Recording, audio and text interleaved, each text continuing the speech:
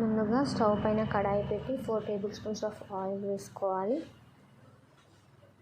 తర్వాత ఆనియన్స్, మిర్చి, పోపు దినుసులు వేసి ఒకసారి మిక్స్ చేసుకోవాలి. 1 టీ స్పూన్ అల్లం పేస్ట్, 1 టీ స్పూన్ పసుపు వేసుకొని ఒకసారి బాగా మిక్స్ చేసుకోవాలి.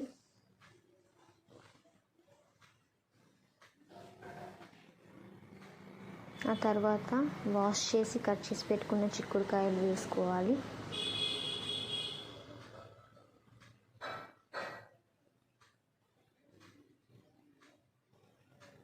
ఒకసారి బాగా కలుపుకోవాలి.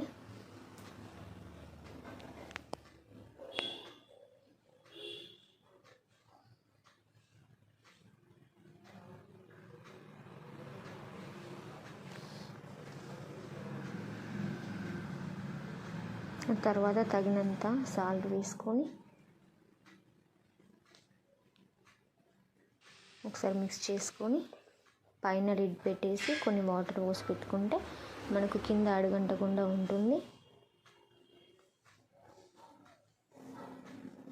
తర్వాత ఒక చిన్న సైజ్ టమాటా కట్ చేసి వేసుకొని